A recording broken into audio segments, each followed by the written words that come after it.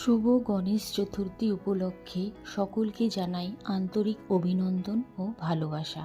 দেখতে দেখতে আমাদের এই সোসাইটির গণেশ পূজা 5 বছরে পদার্পণ করলো।